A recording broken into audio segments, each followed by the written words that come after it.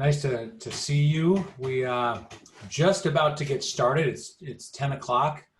I see literally scores of friends signing on and new folks new to the partnership. So welcome. It's really nice to have you here. For those of you who I have not met before, or maybe you don't recognize me because of my facial hair, this is Parker Blackman. I'm the executive director with the LA Partnership for Early Childhood Investment. And we're going to get started in a moment. Before we dive into the formal agenda, I want to just get started with something else, which is if you can click on your Q&A box. We want to take a minute, since I think it's fair to say it's been a long and difficult struggle for all of us. But one of the things that's been really great is not only connecting with friends and family and colleagues in this way, it's been sharing some content that we all find either funny or uplifting and inspirational. And so if you have something that you have found that's really brightened your day and that you've shared before with friends or family, we'd love for folks to share those things now in the Q&A box.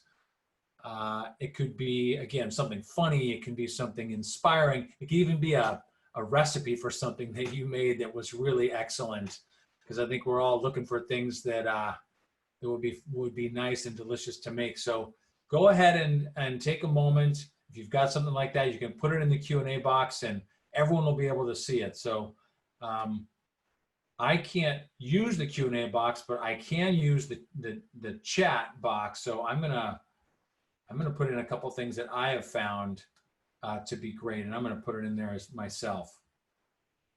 And then we're gonna get started in a moment.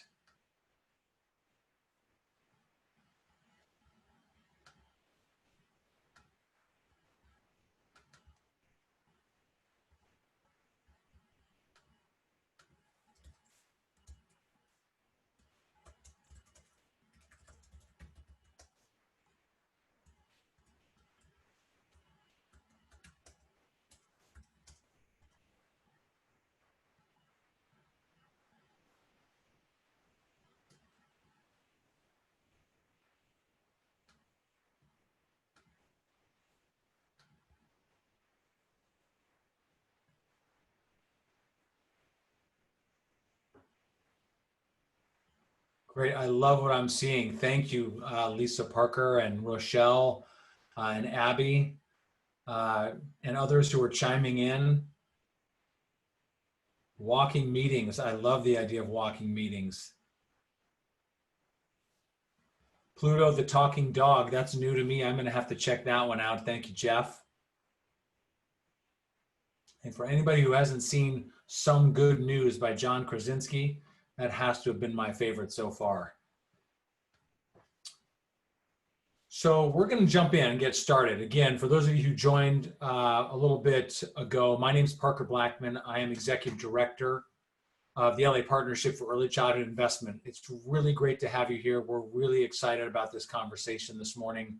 A couple of quick housekeeping notes before we dive in.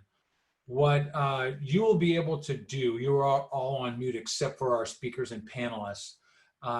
As you see on your screen, there is a Q&A box. As we go through, if you have questions that you'd like to ask of our panelists, you can type them into that Q&A box and we'll make sure that we get the questions to our moderator and to the panelists to answer those. If you have to leave a little bit early, we are recording this, so we will be able to share the entire conversation here in just a few days, so that if there's a part you missed, you can come back and take a look.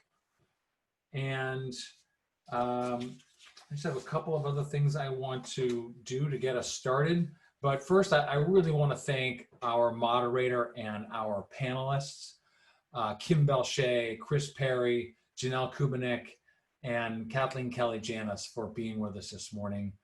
The second thing I want to do is thank our partner, as always, Southern California Grant Makers. Chris and the entire team have just been invaluable partners in helping to make these kinds of events exciting and accessible to all in philanthropy in Southern California. So thank you to Southern California grant makers. I also want to welcome a new partner, a new member, I should say, to the LA Partnership. The Heising Simons Foundation has joined the partnership since we last met in January. So I want to welcome them and thank them for their support.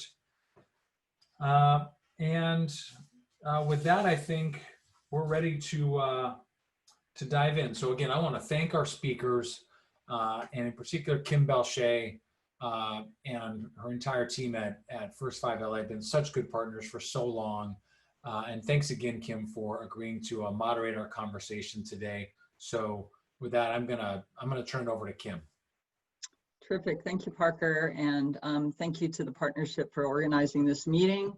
And, you know, it's not lost on any of us that we're not all together in a room as the partnership meetings typically are. And I know our colleagues who are participating on the panel are disappointed that they aren't going to have that opportunity, as am I, to engage with our attendees directly.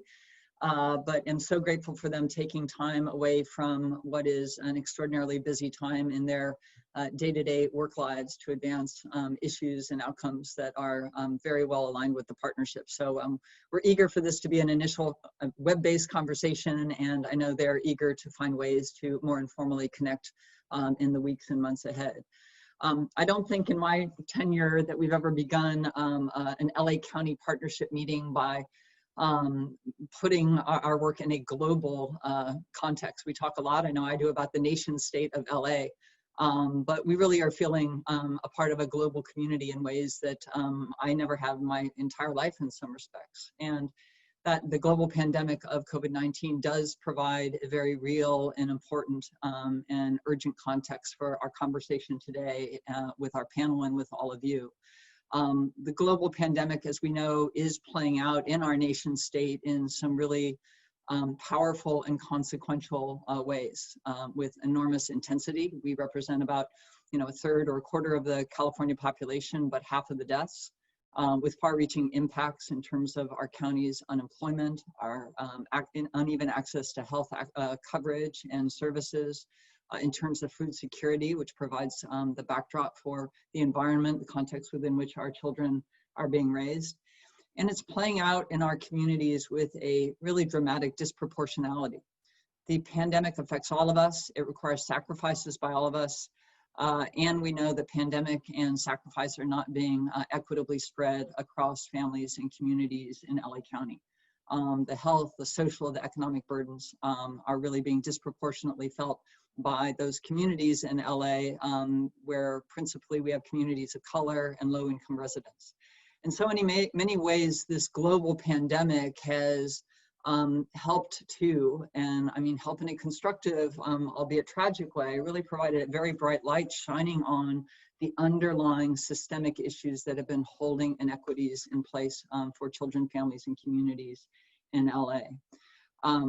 You know, when we talk about COVID-19 in our organization, we say, you know, it is not what we do, it is the context for our work. And for the foreseeable future, COVID-19 is going to be the very real and consequential context for our work. There are a lot of immediate issues before us in the here and now, before us as philanthropoids, parents, policymakers, providers. And those immediate issues we know draw us and draw our attention. And I'm confident that today we all may be tempted to pull into those very specific issues of immediacy that are joined in this moment.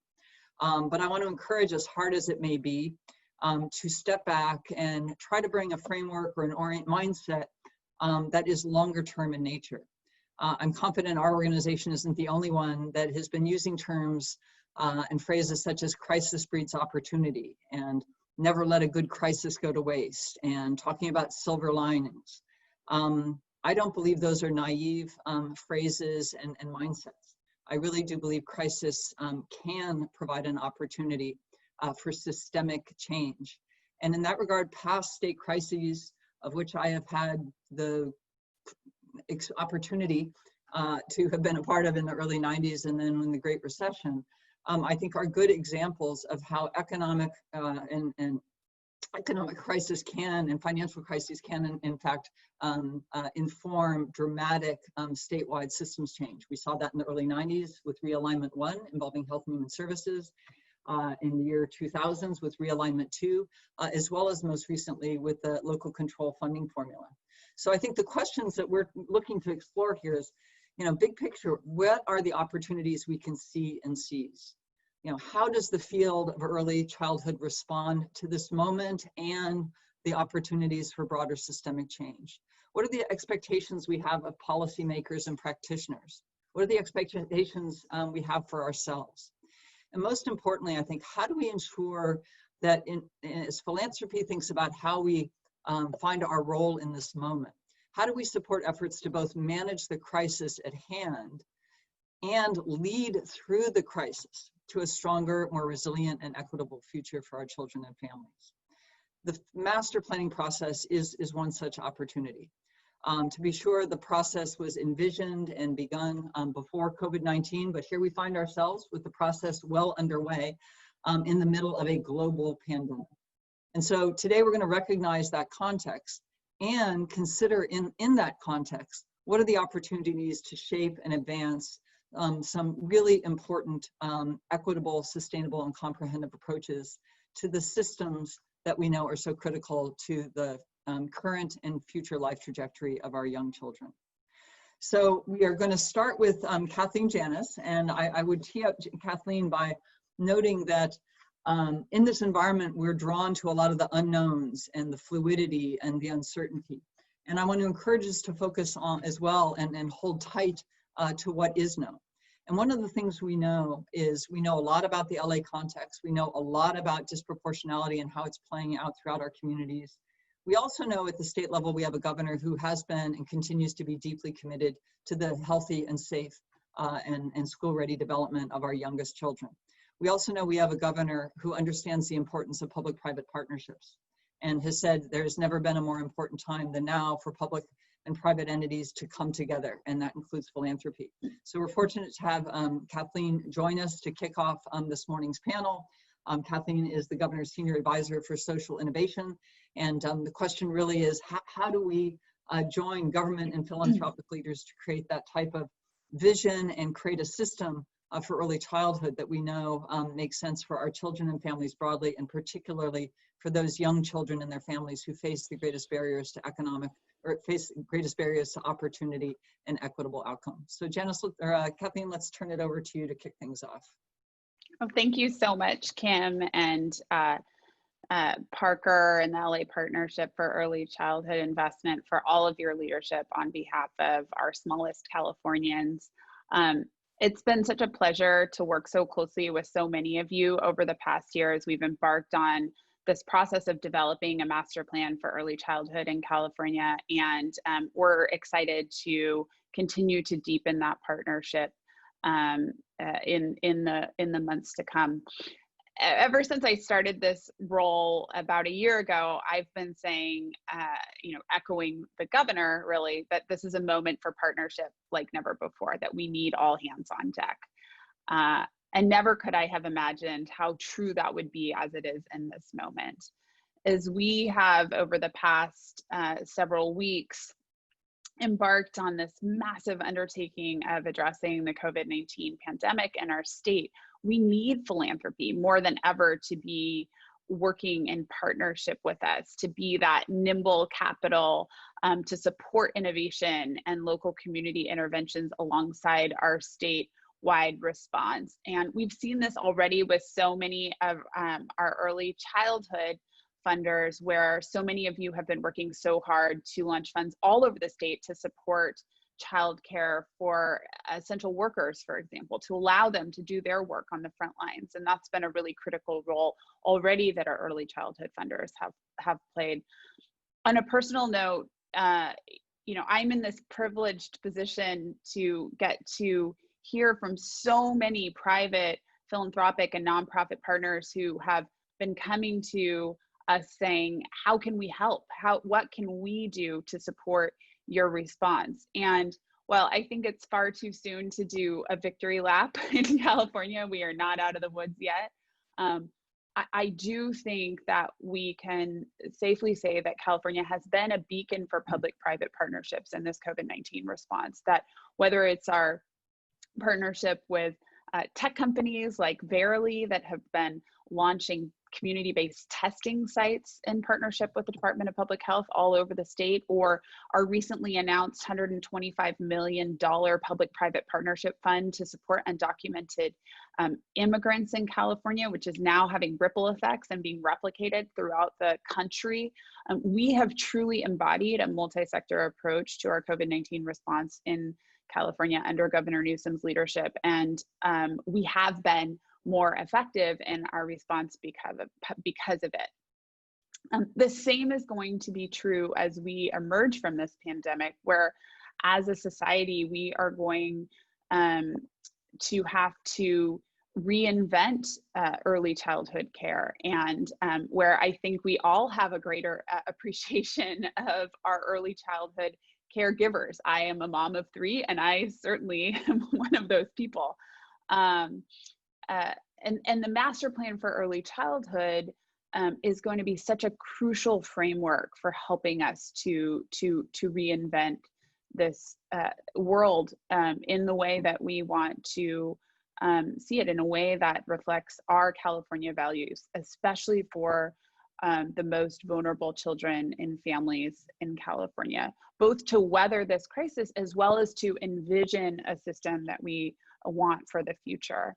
And we've already been working in partnership with so many of you, the LA partnership with Philanthropy California, and with so many of you have been supporting the master planning process, who've been pushing us to dream big on the master plan and are helping us to recalibrate as we as COVID-19 has turned our worlds upside down.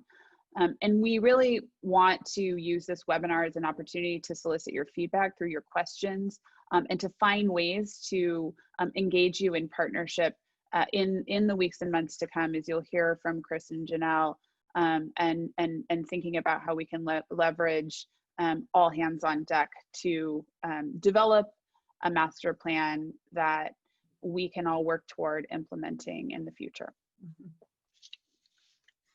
Kathleen, maybe before turning to Chris, if I could ask you to go a little bit deeper into this issue, or the question of the roles and opportunities for funders to be of use, both in terms of where we are today, which is effectively a response mode, as well as your comment about reinvention.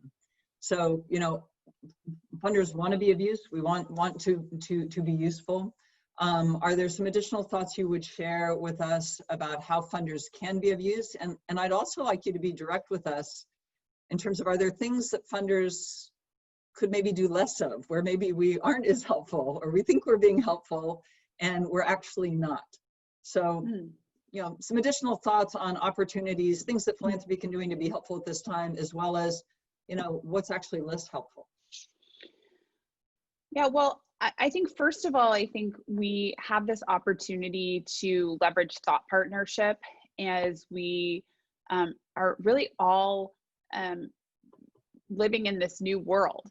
And how can we take these new forms of life to create opportunities for early childhood? So for example, how can we reimagine spaces? We know that businesses are not leveraging their spaces in the same way that many people are working from home. Are there opportunities to use this space for early childhood care when we know that social distancing is going to require more physical space? And so that's an opportunity to work with businesses and to leverage philanthropic thought partnership.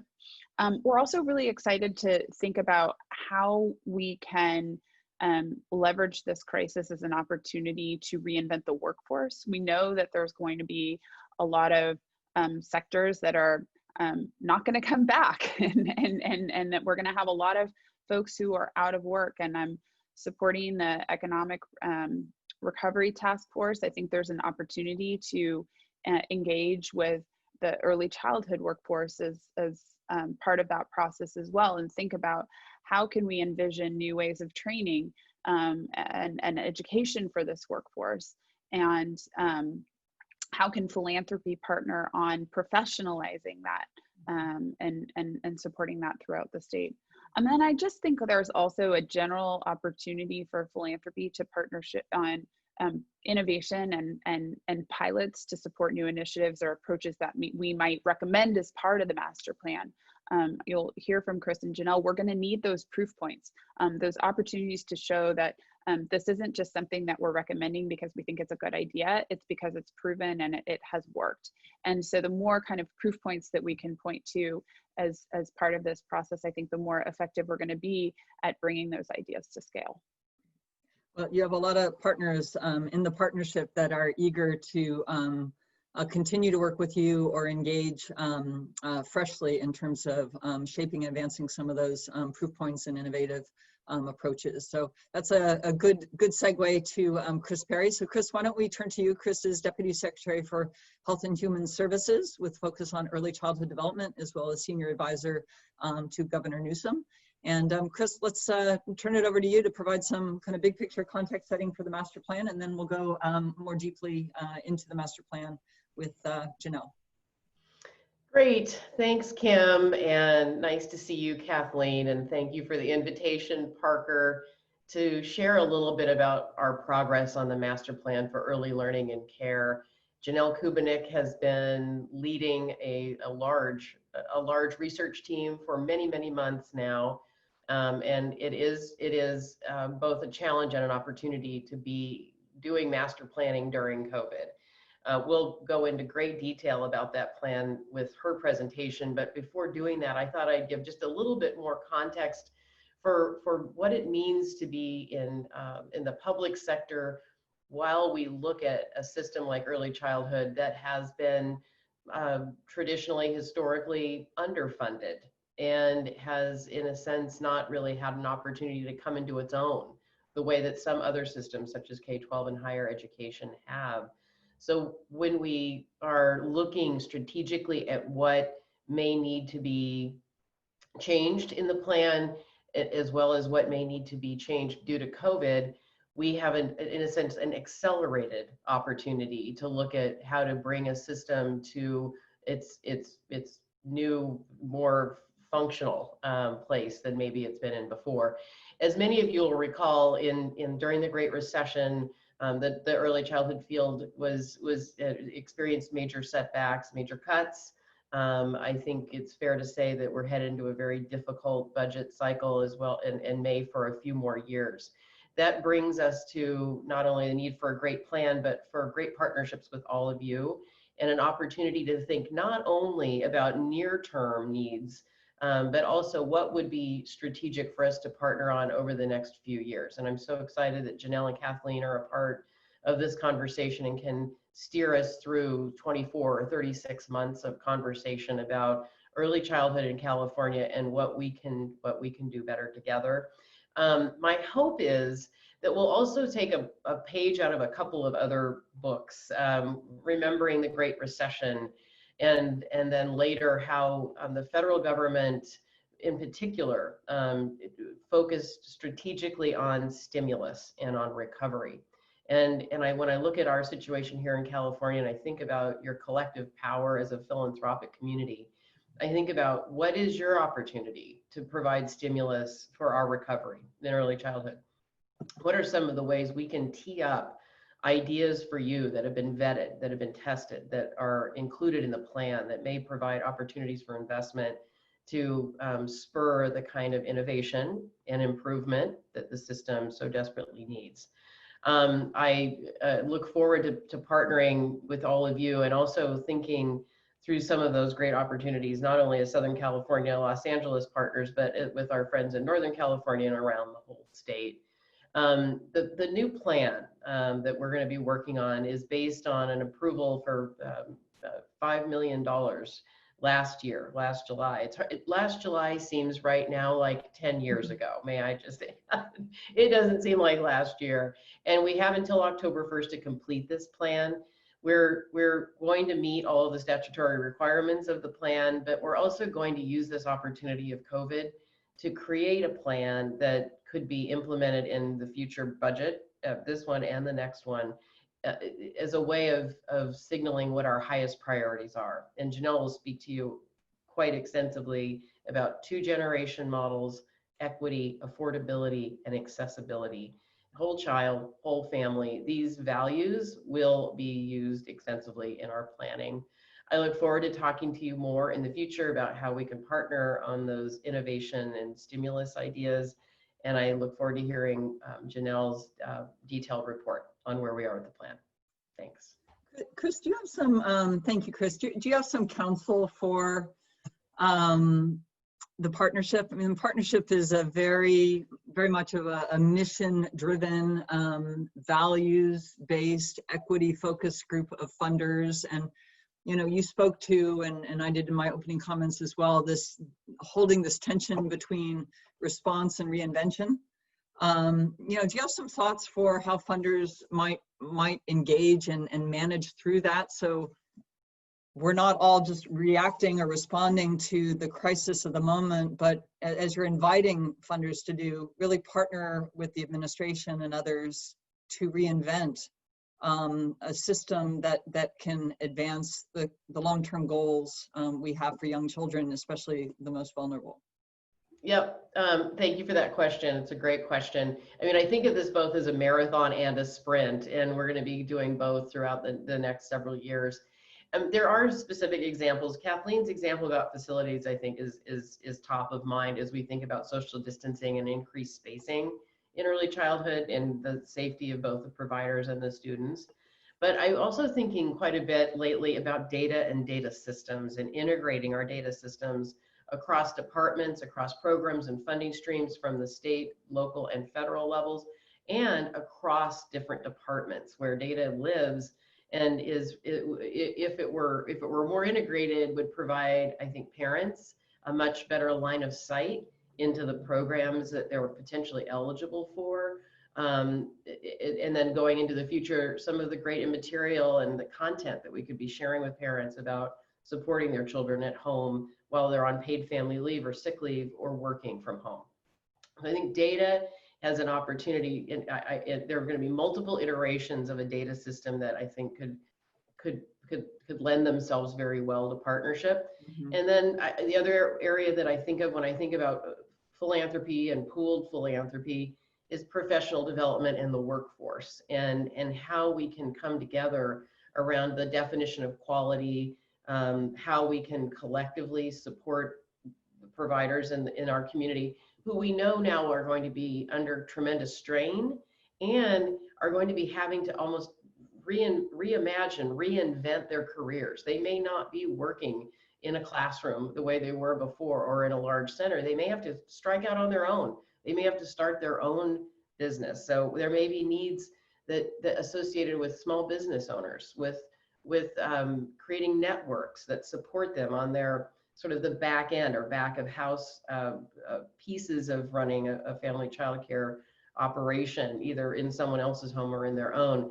And I think that's the place where philanthropy has proven time and again, it will invest in a good idea, and it will invest in leaders who have the ability to bring a group of people together to get something done. So between professional development, facilities, data, and this idea that there may be a need for new networks for professionals to attach themselves to get the support that they need. I appreciate those comments, Chris. And I one of the things that's really impressed me by the Partnership for Early Childhood Investment is how much these funders in the Southern California area, individually and statewide, to be sure, are individually and collectively leaning into systems change and recognizing that so many of the barriers to better outcomes, more equitable outcomes for children and families are systemic in nature. And so what you just touched on in terms of data development, data integration, workforce quality, I think those are really good examples of systemic infrastructure that is critical to supporting systems to work in a more coordinated and integrated way. And I know in LA, first by LA, we're bumping up against these very real issues and see opportunities around data integration for home visiting as well as for early care and education. So this may be something we can come back to in terms of a good example of near-term investments that can advance more scalable, sustainable solutions to the problems we know will not go away when COVID-19 goes away, which ultimately, say a prayer, Rapwood, it will. Let's turn to Janelle now. And Janelle, as Chris noted, has been leading a very significant planning, research, and recommendation process that we are eager to kind of dig more deeply into and learn more from. And please want to encourage people, if you do have questions, send them along in the Q&A box, and we will endeavor to get to as many of them as we can. So Janelle, let me turn it over to you, and I think you've got a slide deck that you're going to use to guide your comments. So maybe while we're waiting, Chris, you know, in the context of some of the innovation you were just speaking to, do you see the master plan process, or do you see how you see the master planning process really spurring the kind of innovation and reimagining that you're saying? I'm confident we're going to be hearing from Janelle, but you know, what are some of the key opportunities you're seeing there? Well, I think, you know, when we think about any big system, there's sort of this sort of revenue or financing and what it's attached to, what the requirements are associated with all of the funding that our providers get versus some of the outputs that we want. And I think that there needs to be a tighter bond or connection between the way we're supporting providers of subsidized care and what we're ultimately getting from that investment. I think because this has been an iterative system, early childhood education, both federally and in the state of California, has been invented over more than 50 years. And so we're the beneficiaries of 50 years of policy and funding decisions and budgets that have been up and down. And so this in some ways isn't new. It's definitely hugely challenging. What the opportunity to do here is, right, kind of crystallize and take the very, very best of the system that we have now and lean in more. So where we know we've been successful in tying requirements for quality or access to funding, we should continue those things. And where we haven't been as successful in tying those together, we should figure out how to let some of that go. We have providers who also are dealing with a big administrative burden, and we're all familiar with this because of the iterative system we're in. If you have Title 22 or Title 5, maybe you're associated with a Head Start program, you're asked to report and do things on each of those funding streams, and they're not, and it's overlapping and duplicative, but it's not integrated. So we want to get more and more to a place where we're really being mindful of the burdens we're putting on providers that are not their teaching responsibilities, but go beyond that into administrative responsibilities.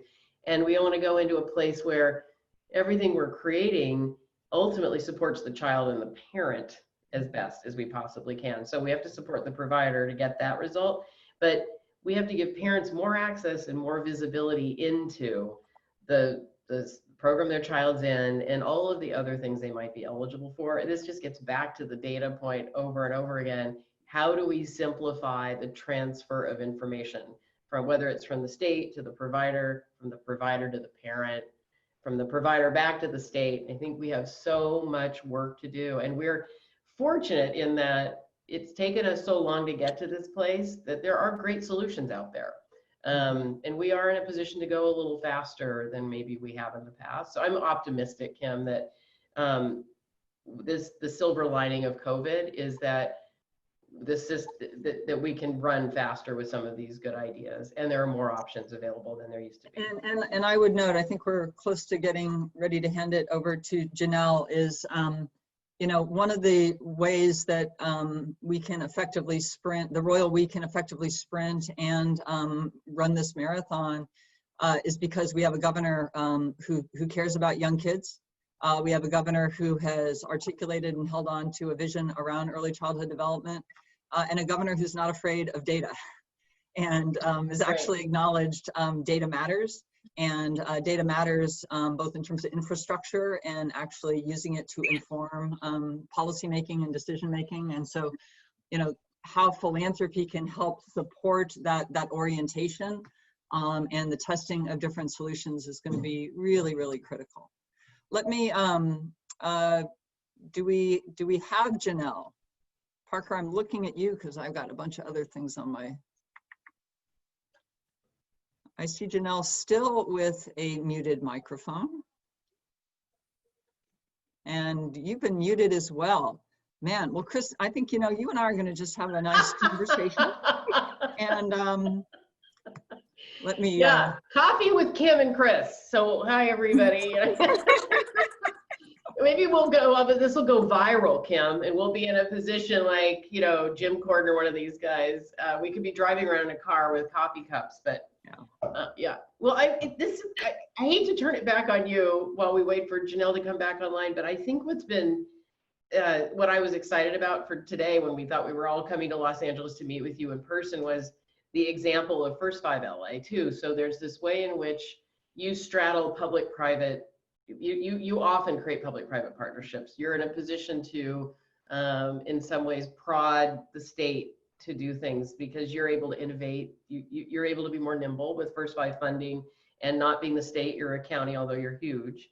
I think we've looked to you already in a few instances to help us think about how to provide guidance to our partners in the home visiting space who are now doing tele-home visiting, right? They can't do an actual home visit now very often. And what I look forward to, not only in the public-private sector, but is in the public-public. Those partnerships, I think, are also areas where great innovation has occurred and where we may be able to scale. Examples around the state where, let's just say, philanthropy's made an investment in a community. They have a great result. We're looking for ways to streamline and improve. And so this sort of two-way conversation is, what have you seen in your county or among your partners in other counties or with philanthropy in Southern California that might help us, you know, in our planning process?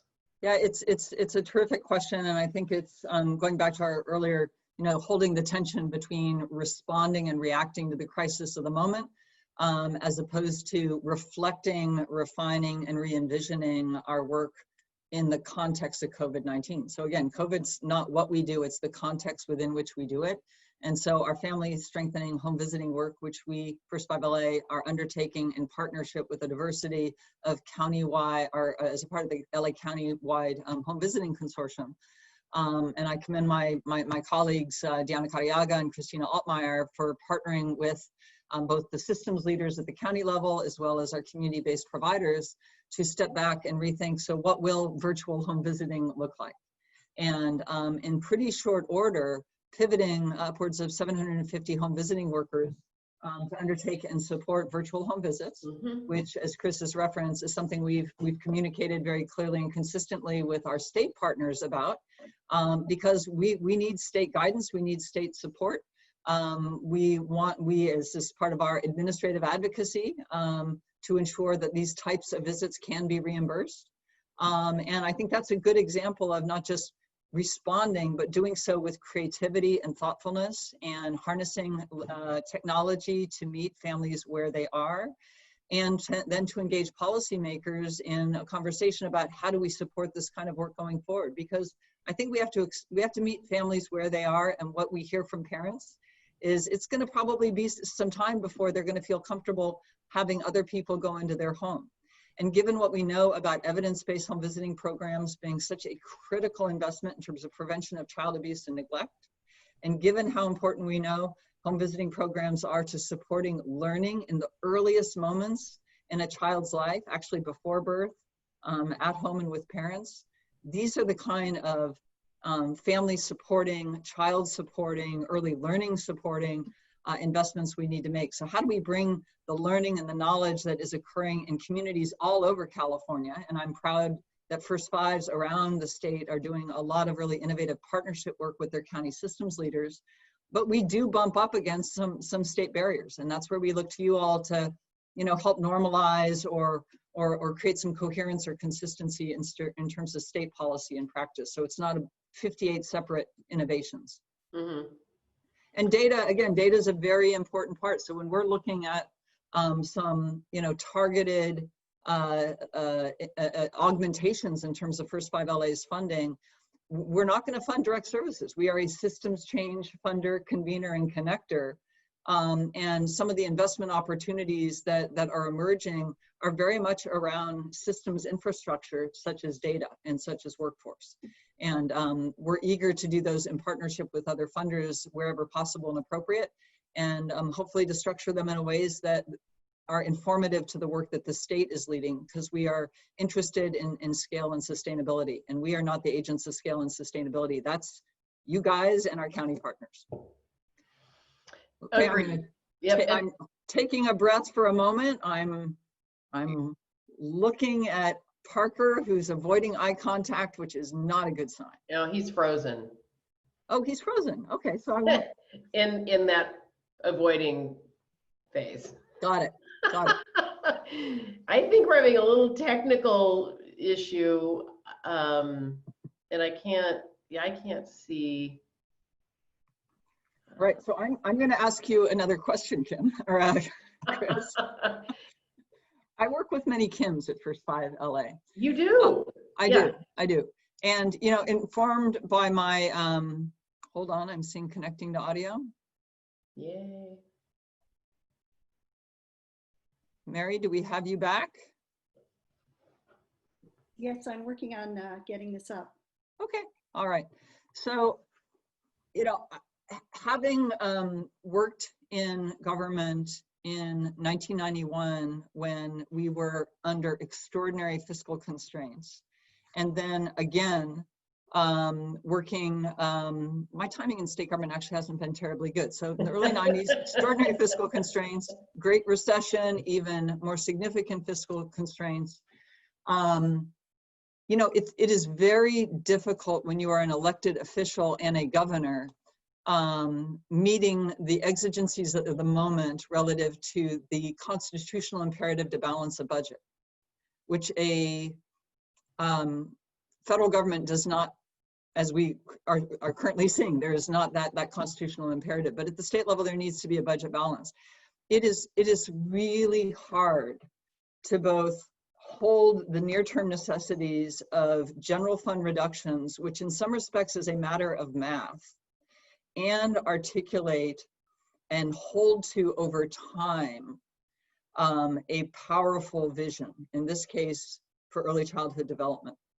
So it gets to just in terms of managing expectations of funders and advocates and stakeholders alike, we together need to be in this. And that's where I think that the presentation we will hear from Janelle, I'm confident, is going to be so important, because we together have to hold both the near-term fiscal imperatives around near-term budget decisions and not lose sight of the opportunity and the imperative to be driving towards a very different tomorrow. And how do we, and we're not always going to agree, we're going to have to advocate for important priorities, but just we are going to have to hold that tension.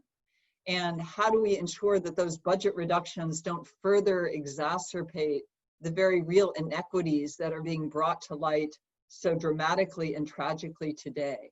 So do you have some advice for funders who fund a lot of advocacy and a lot of public will building around how we together manage that? Well, I think when we look at what it looks like we've got Janelle, so we're going to talk a lot about what we've been thinking about so far. But this holding childcare up as a big important driver in our economy, that it is the backbone of the workforce. And what's really been helpful over these past 15 months since Governor Newsom took office is we've seen time and again him working on policies that support families, from paid family leave to child savings accounts, to increases in CalWORKs benefits, to increases in home visiting, to taking a hard look at the earned income tax credit, to housing, to transportation and childcare. So it's a full suite of policies that in fact support families in 2 and 3 generation models. I'm proud to be a part of it, and I'm proud to be focused like a laser on the childcare piece, because I think it's an integral piece of the rest of the family policies that are in motion. But you bring up a really important point, Kim. There are going to be hard choices. There isn't going to be as much money as there was. The $20 billion surplus isn't a $20 billion surplus. So this plan becomes yet more important because it's our roadmap. It's our way of putting the most vulnerable first. It's our way of saying equity is everything. The way we distribute these precious resources will be through the lens of equity, but also what's accessible and affordable, and how do we build up from there. So we're headed into this dip, and you've seen it before, that while we're in this piece of it, being strategic together through master planning, public-private partnerships, long and data-driven decisions and discussions with our partners in philanthropy and in local government are critical. And I don't want to let the advocacy question go, because how we advocate, what we advocate for, the more we can do that in partnership, the more we can do that as friends. I think the further and the faster we'll go. Well said. I see Janelle, so we'll stop that there. Chris, thank you and our participants for your forbearance with our technological glitches. But Janelle, we're eager to hear from you, and let's turn it over. Okay, I hope you can hear me. Yes. I have like 3 computers here now. I've tried various things. I've my own technical assistant. So thank you for being flexible here and getting us back online. So let's see, do we have slides, Mary? I can't see those on my view of things, but hoping that those are up. So Chris, can you see the slides? Okay, I'm not seeing slides. But let me just go ahead and talk while we're waiting for the slides, because I think I first want to start by thanking LA Partnership and Kim for you setting this up today. I think this is, as Chris has been filling in the blanks, I mean, exciting time as we look ahead to the master plan. And I'm just one of many people that are part of this work and have the privilege of being here with you today.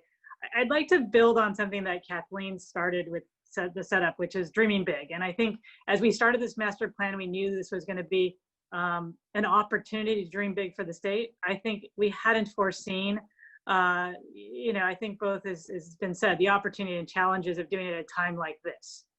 And I think we started with this notion that this was going to be a transformation of the system.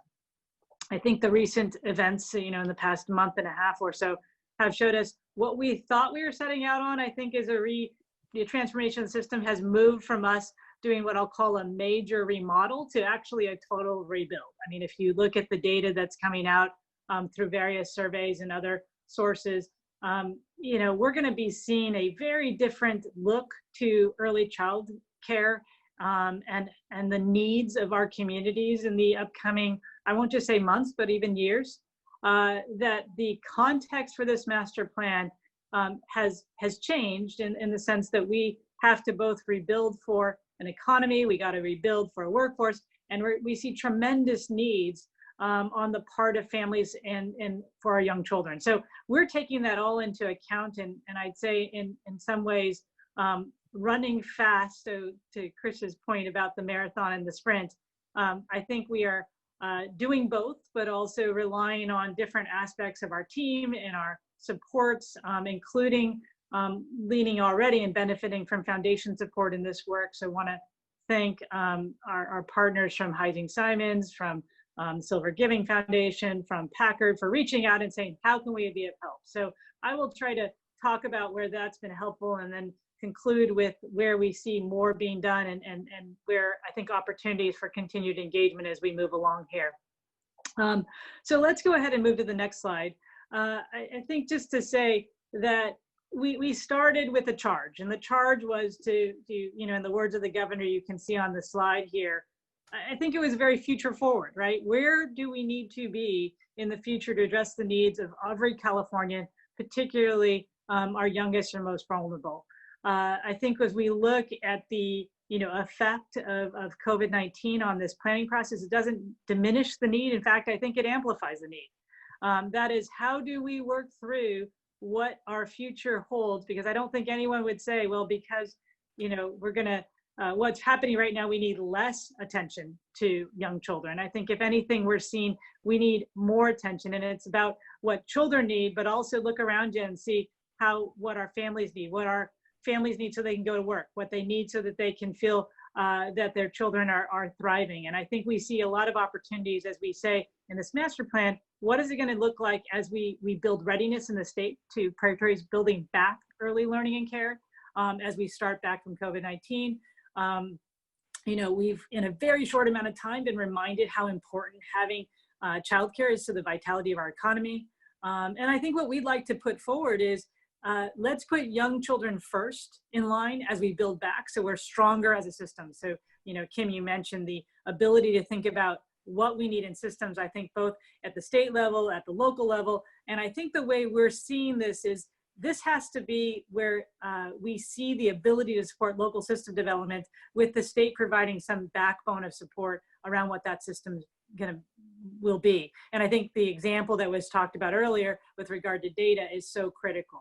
And for us, we've mentioned equity. I think this is, to us, a key value, design principle, priority, whatever you want to call it, for as we work on this system for the long term. It really truly needs to deliver on the kinds of opportunities we need to see and the results that we need to see if we're demonstrating what equity looks like in the system. So let's move to the next slide.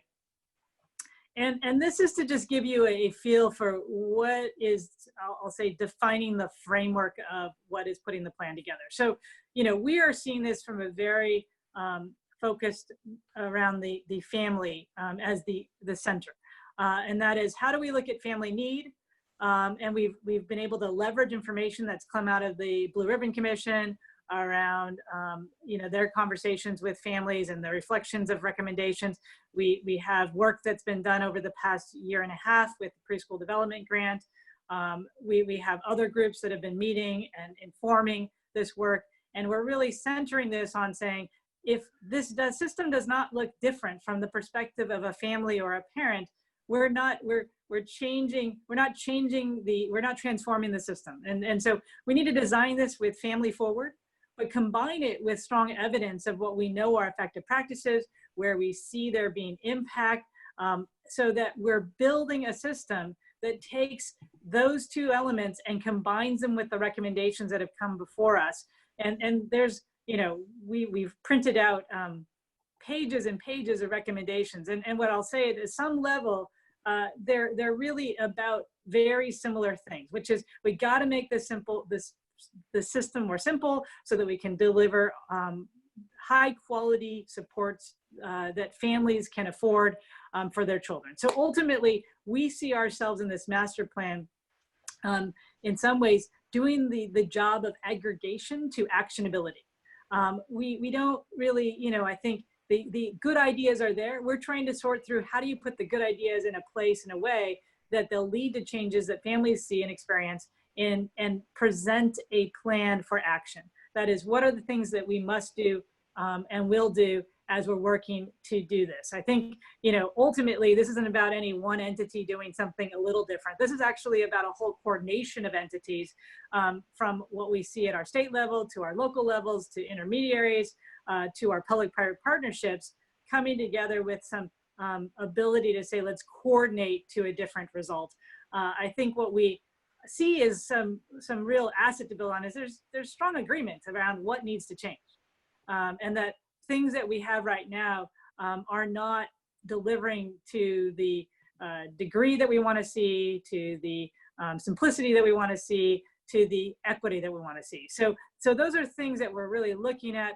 We're hoping to be able to articulate and define really clearly, how do we create this strong foundation? Because this isn't a short-term, do it in a couple of years. This is a long-term endeavor. So we are seeing this as, how do we put together the near-term actions that set California up with some framework and structure for some long-term build and success here. Let's move to the next slide. And this is there another slide before this slide? I think there might be, oh, okay, there's a missing slide. Let me just talk for a second there as we have this slide up, just about where we think we are right now with the, what I'll call the COVID response, but actually where that's going to establish an opportunity for our future. And I think this is where we clearly see the connection between early learning and care being a key driver for economic stability and growth. You know, the ability to have both places, spaces, supports for families is essential as people are going back to in the workforce. I mean, I think one of the things that we saw immediately be a need was getting early learning care opportunities for our essential workers. And there were, you know, a lot of efforts, and many of you have been involved with those, of getting healthcare or care supports available for first responders, healthcare expanded. And so as we expand our workforce, how do we get that in place? Because it's going to be critical as we rebuild our economy. We see a real opportunity and the challenge of how do we build a better system? You know, and this means not just in its parts, but its parts towards a whole. And data systems were mentioned. We see that is really key to this. You know, if we need better information, both for parents and families, so they can identify the best fit and opportunity for their care needs, their learning needs for their family, but also the other attending services. So Chris mentioned at the onset, we're looking at this as, you know, whole child, whole family system build, and needing to see as we move from what are, you know, have been some of the traditional models of center-based care to probably much more community-based care. How do we organize, orient for those kinds of shifts? Data is going to be important to that. We also know that we're going to need to be rebuilding the workforce. And so part of what is we have seen in some early data is that it could be upwards of 50% of our workforce, that is our early childcare workforce, may not come back into business. And so how do we look to regenerate and maintain a really robust workforce pipeline that meets the very diverse needs of our young children and families and communities now into the future? And I think with, you know, social distancing, with, you know, people with unemployment being high, we're going to see different patterns of use. We're going to see different kinds of care needs that need to emerge. So we are seeing that as something really essential, that we work on not building back what may be new into the system under old structures, but thinking ahead to what are some opportunities to pilot some new structures, to test them out, think about how we scale, and really work forward to what may look like in the short term, more community-based services, more community-based care, and how we build some of those supports for wraparound services that we see in some of our larger centers, and doing that through partnerships. So I think that's something that we're seeing as essential. And Chris mentioned more networks. We will likely see a need as we see more things occur in community to have some of those networks in place that are support. So we're looking at how do you build some infrastructure around that? How do you think about where that builds the skeleton and the supports so that we're balancing what may need to be more central with what continues to be very local in this system. So let's move to the next slide, which is, what are these priorities? What are informing the way we're doing this work? Equity has been mentioned extensively already today. I know that's part of your mission and values, and I think for the master plan, it is central. And that is, we see this as the system that needs to be designed around every family having access to the same high quality early learning care, no matter where they are or where they live. We need to be tuned to what children need to have an equal chance to grow strong and capable. We need to be in line with the commitment to equity of what's best for kids, encouraging a variety of choices on the part of family to pick kinds of the settings that make most sense, the availability of care that truly meets their needs. And it should be where we're looking at how do we close gaps in access and opportunity for all young children to be healthy and thriving. I mean, for us, that's really core to the system design. The other piece of this is, and you've heard me say this a few ways, is family-centered design.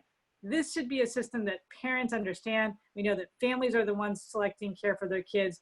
They're the ones that need to understand how their choices, what they include, what they are informed by, and we're really focused in some of our design work on how to use parent experience and voice to think about what that needs to look like at the end product, so that we can start with the engineering and the infrastructure and the ideas so that it's delivering to that expectation.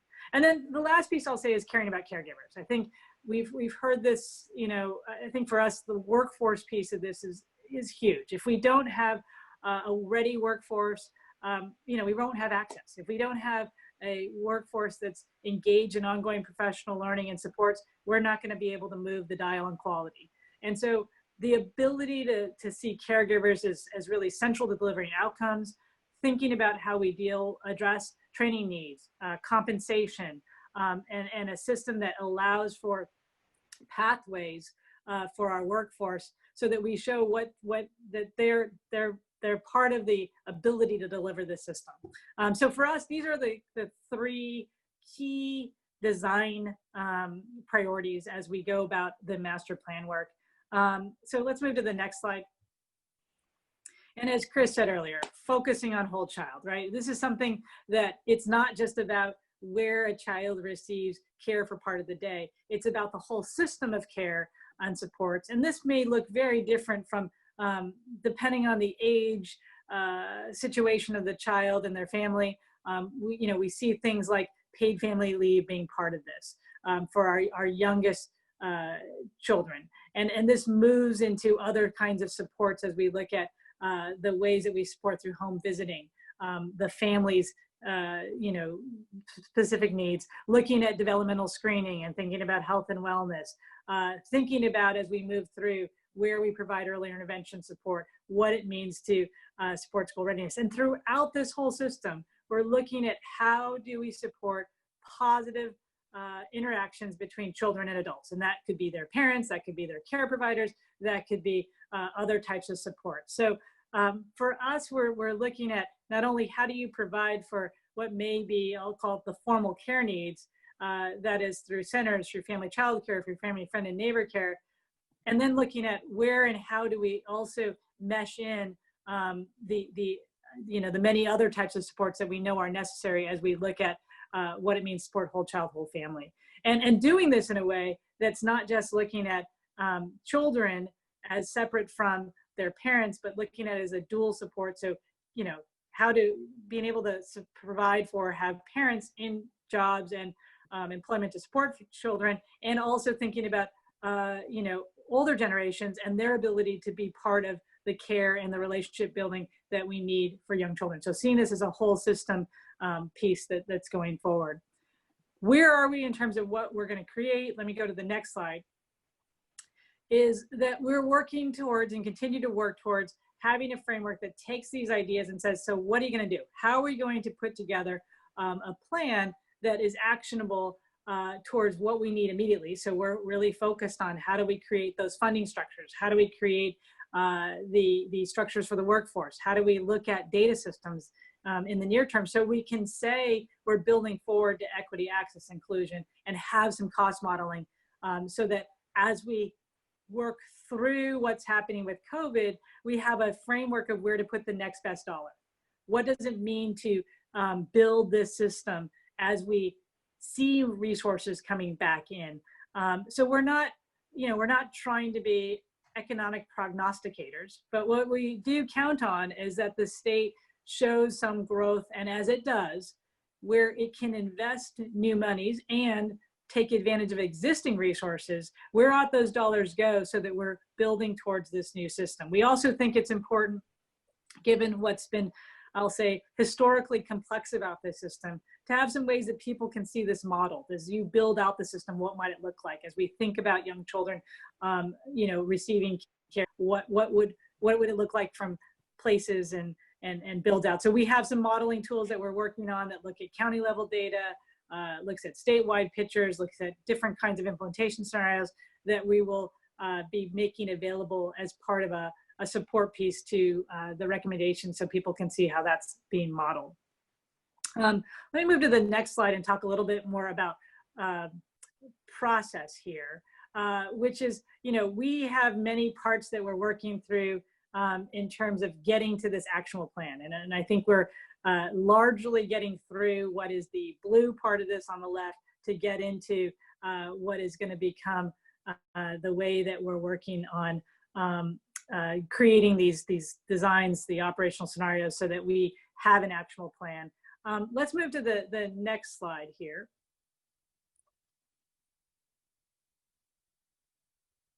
And I think that, you know, what I want to highlight here is how important it is that we have voice of those involved and engaged, not only in what has led us to the moment we are where we are able to put together the master plan, but what it's going to take to deliver on the implementation of the master plan.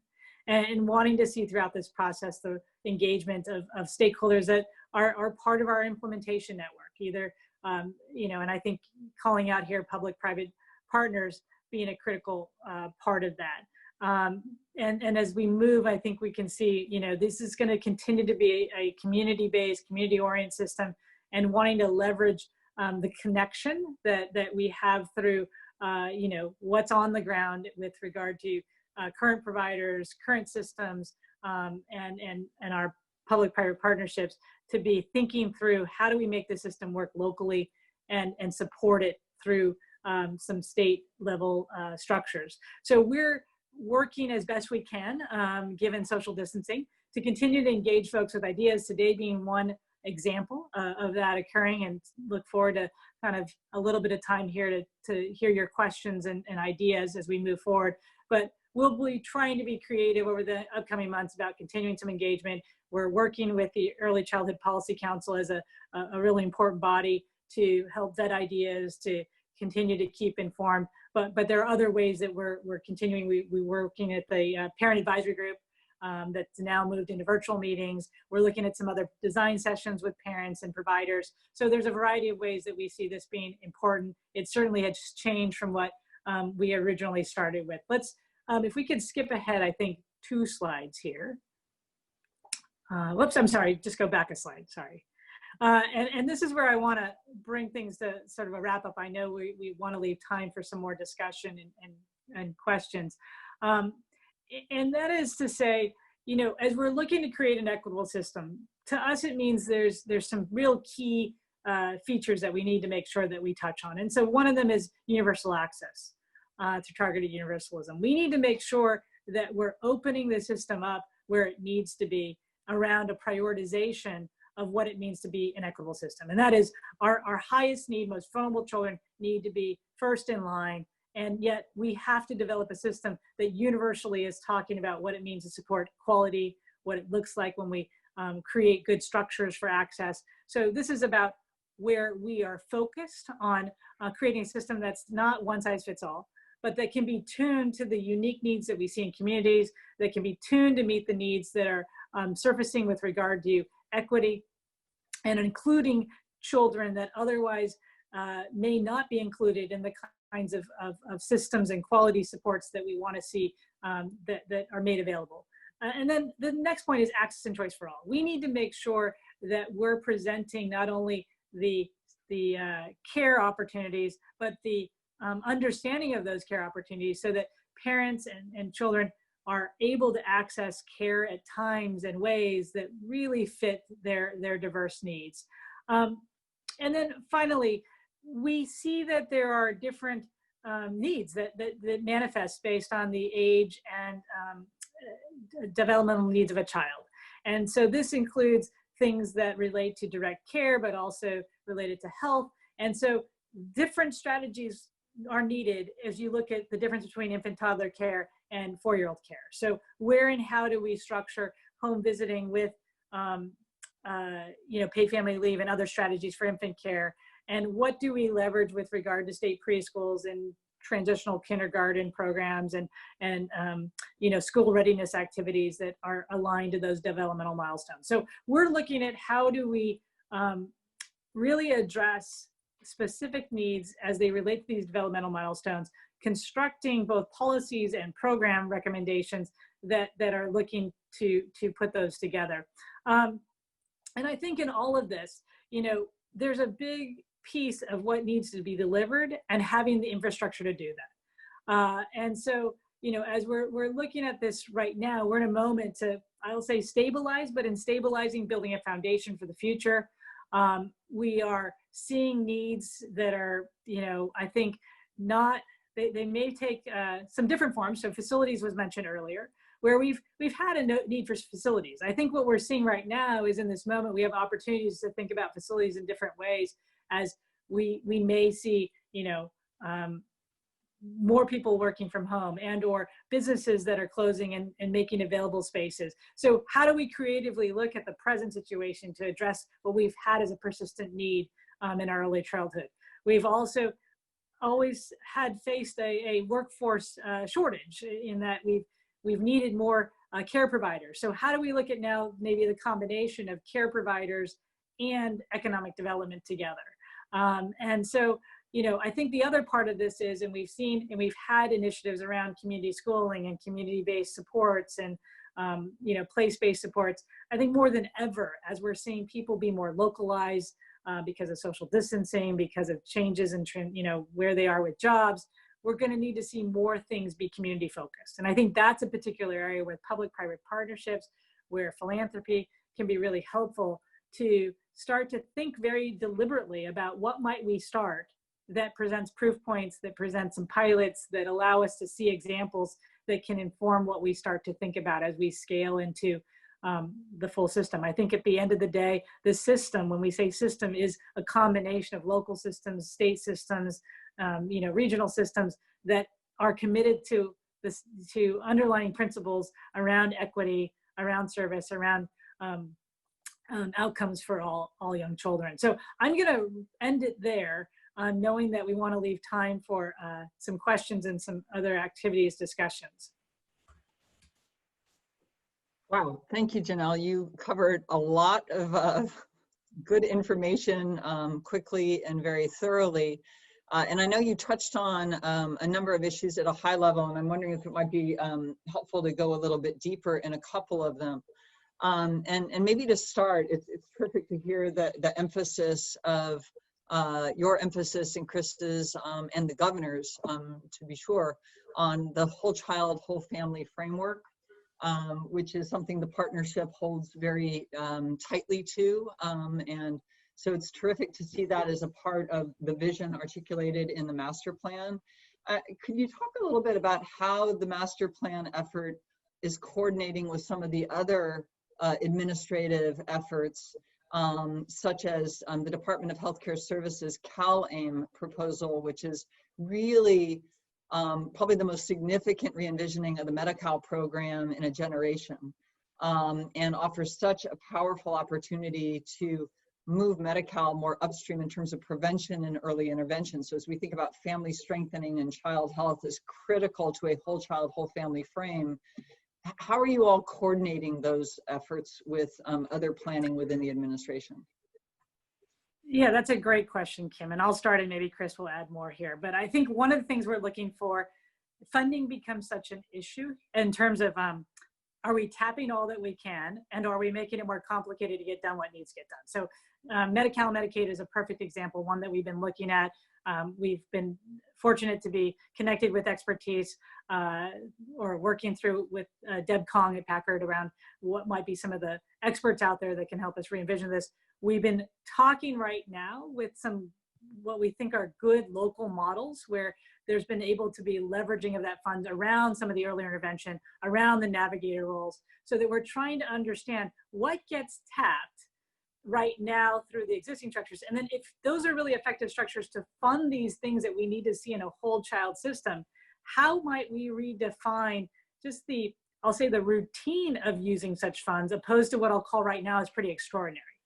And so we are working to understand from the most local levels right now how that works so that we can connect with the state structures to say, can we make this work in combination? So I think we're still, I'll say, early to midstream on that, but it's something that we've looked at because we think it's an untapped resource that would not only be of benefit financially, but just from a values view, puts whole child more at the center of this than at the periphery.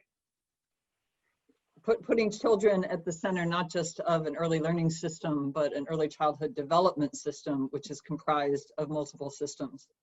Absolutely. So and I'm glad to hear you're working with Packard, and this could be an area where other funders can be of use to ensure that the master plan process and resources reflect sufficiently deep expertise across the multiple systems that shape and influence outcomes for young children and families. Chris, is there anything you want to Yeah, just a Yeah. couple things to just a couple interesting points too. The reason the master plan for early learning and care is at California Health and Human Services in some part is in hope that we do attach ourselves to new funding streams that traditionally haven't been incorporated into early childhood education planning, such as Medicaid, Medi-Cal, EPSDT, and we've already seen some early sort of traction in this area. It's not yet fully integrated around developmental screening and trauma screening, and we know that the work of the Surgeon General around not only social determinants of health and health equity, but more broadly now as chair of the Early Childhood Policy Council and as somebody who plays a pivotal role now during COVID around around behavioral health care, and really the sort of secondary, tertiary health consequences of COVID on kids, on parents.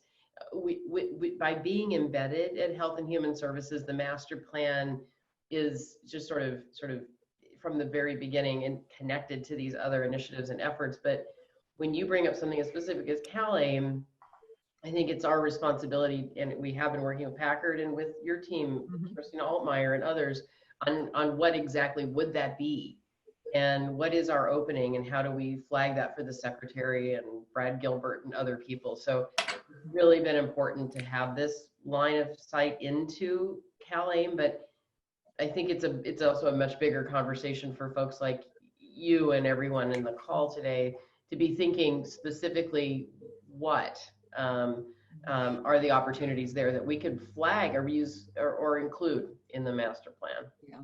And really want to encourage, and I'm confident there's some good learning and experience across the state and within LA County certainly as well, about how as the master plan brings that whole child, whole family frame, that given the initial focus and a lot of the research expertise around early learning, take the example of trauma-informed systems, that the master planning process is bringing a commitment to trauma-informed systems broadly, not just trauma-informed early learning systems. And I think that's where the Early Childhood Policy Council under the Surgeon General's leadership will provide its, I would imagine, an important voice to some of these larger components that influence child well-being and family well-being beyond specifically early learning. Yes. How about Janelle, let me ask you a question about that's come through about family, friends, and neighbors. And certainly our current COVID environment has really reinforced the importance of family, friends, and neighbors in the context of our early childhood delivery system. And can you speak to what type of guidance might you foresee coming out of the master plan related to FFNs? And, you know, is there an opportunity for philanthropy to play a role here? Yeah, I think that's a great question, and one that I think, as we've talked about it, I think FFN is an important part of what's currently providing care, and I think as we are looking at what's happening right now, maybe even a more important source of care as we have to move to smaller settings, as we have to, you know, socially distance, as we have some, you know, people in and out of work in different work patterns that we've seen. So what we have talked about in the master plan space is, let's think less about maybe the type of provider based on our traditional types of programs, and ask more the question of how do we support people with regard to skills, competencies, and what does that mean in terms of more similarities and differences in compensation. And so I think what we've looked at with, you know, FFN is, what do we need to do right now to better support FFN providers in receiving training and support? And so Chris mentioned, and something we're looking at is, how can we create better networks so that the FFN providers are in networks of support where perhaps there's a roving substitute that can come in and do a push and visit and model some lessons, because we know that some of our FFNs have really long days of support and care. And the notion of being able to go to a training or get online may not be super practical. So some of what we're looking at is, this is an essential part of the care system. If you look at it from a provider-facing way, which is some of what we're working on through designs, is what are the needs of that provider if you're going to say, we want to support you? I think there's another reality too, is when we talk about career paths in Lattice, it may be not the career path of an FFN. So let's take advantage of the fact we have them while we have them. But there are some that will want to continue and realize they may want to move through and become a family child care provider or go to center-based care. So how do we better articulate for them that kind of career path? Chris, anything you want to add on the FFNs? Only that I think that we have got to do something to increase their support so that they can support more families, because COVID is just so rapidly changing the way we've been delivering early childhood, that I just think it's becoming a much bigger question, honestly, than it was a year ago when we started really thinking about how to do a master plan or why to do a master plan.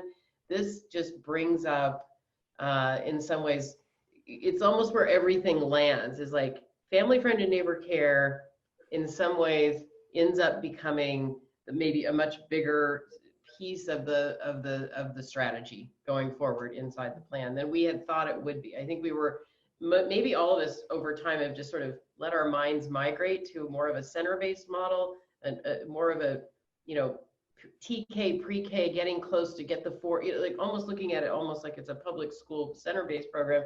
And now all of a sudden it's like, oh, no. We have to really, really stop and reconfigure our where we thought this was all headed. So I just think we have to get really creative about how to support FFNs and ensure that the quality is high and the administrative burdens are low. That's really going to be important. Kim, Maybe I just want to, go just ahead. a quick time check. Sorry to jump in. I think we have time for one more question and discussion, because I want to make sure we have time at the end for each of you speakers and for you as the moderator, Kim, to just share a final reflection on the conversation today. Thank you, Parker. Chris, maybe this is a question principally for you, but one of the things that's been really terrific to see at the county level is some really good, quick discussions, collaboration, problem solving, specifically as it relates to providing access to childcare for essential workers. And I think we've learned a lot about the role of philanthropy, the role of community providers, the role of systems leaders, the opportunities to bridge between city leadership, municipal leadership, and county leadership. Where would you, one of the questions here is, where are some of the systems collaboration opportunities at the state level? How is collaboration playing out in a state context to meet this moment? Well, there are a couple of really interesting examples already underway. One of them is around commodities and supplies.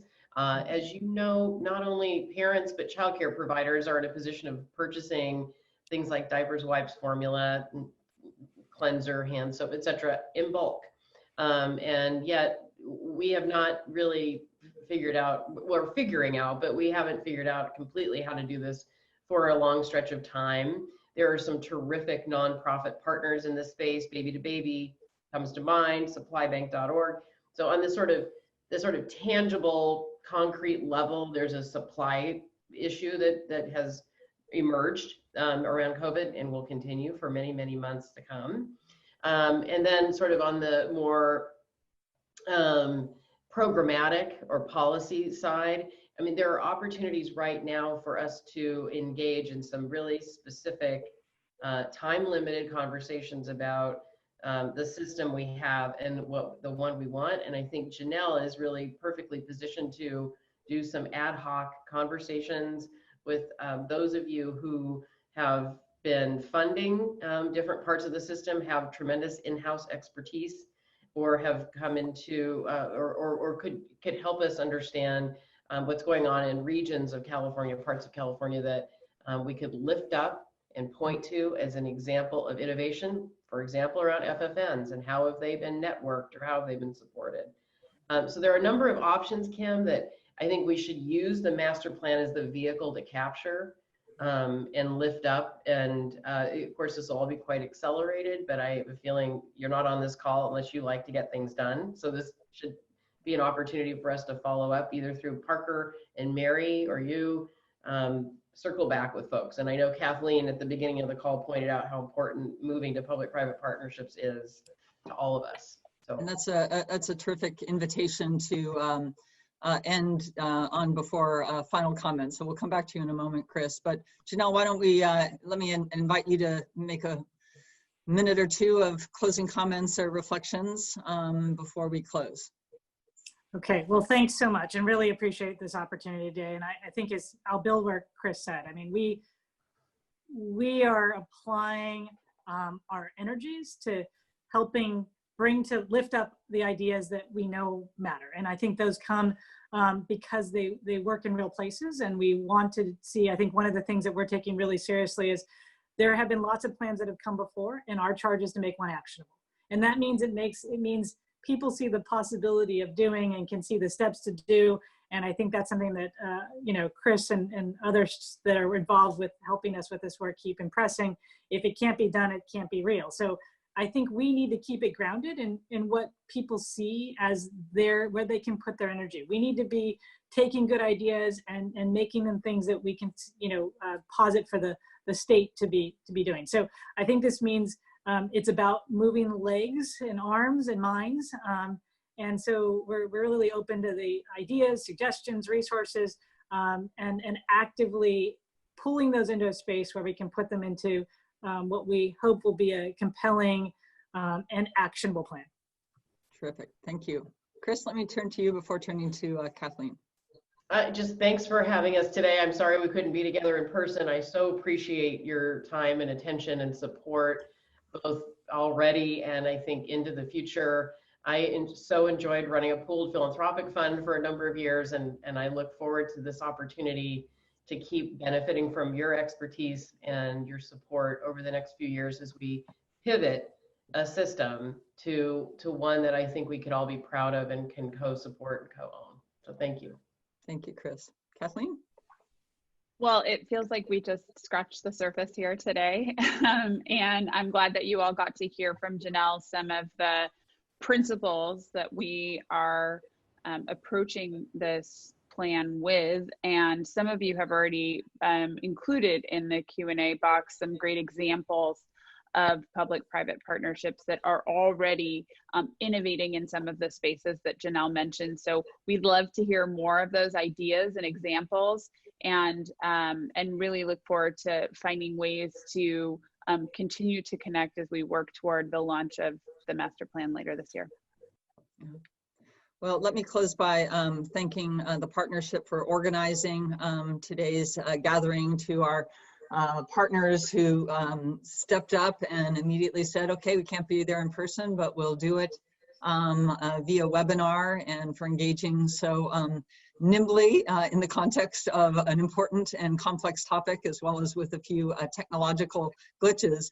I think my final comment or reflection would be, the partnership is focused on children prenatal to age 5. And as we think about where the lives of those children right now in the context of COVID-19, those children are going to have no or very limited memory of what this time in their lives was about. And what is going to make a difference for those kids is the decisions of policymakers, the nature and success, effectiveness of advocacy, the engagement of philanthropy. That's what's going to have a material impact on the lives of those children and their life trajectories today and well past COVID-19. So I just want to express my appreciation for our public officials and consultant members who are a part of this leadership effort during an extraordinarily challenging time in the public sector. And government is never more relevant than in a crisis. And the work you do matters on a day-to-day basis, and it truly matters today. So thank you for being able to hold that tension between the real-term realities facing children and families and the budget necessities that will demand attention, and challenging us to be partners with you in holding and shaping and advancing a larger vision for all of our children, particularly those most vulnerable. So the master planning effort is exciting, it's important.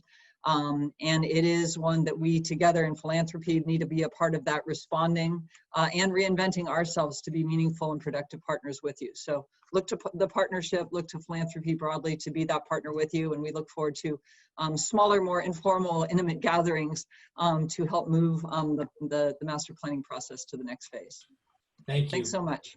Yeah, thank you, Kim and Janelle and Chris and Kathleen, and thank you for so nimbly navigating some of the technical difficulties we had there in the middle, and to all of our participants for hanging in there with us, and all the really great questions and comments that we got. As I said at the beginning, this has been recorded, and we'll summarize this and share key takeaways from it, as well as the recording. I just want to add to to what Kim was just saying. In some ways, this crisis really simply shines a brighter light on the inequity and vulnerability that we already knew existed. And for many families, it's made that vulnerability more urgent due to an inadequate and really fragile broader safety net.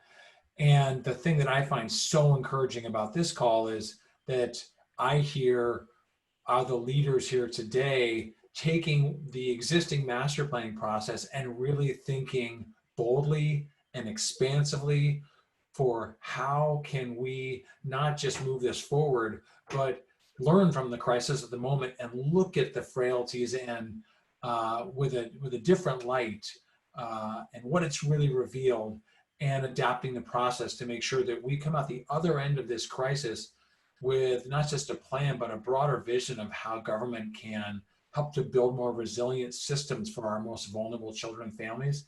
And I'm deeply appreciative of that and inspired by it. So thank you all so much, and look forward to continuing this work with you all together. Have a great rest of the day and a great rest of the week, and we look forward to reconnecting with everyone soon. Take care.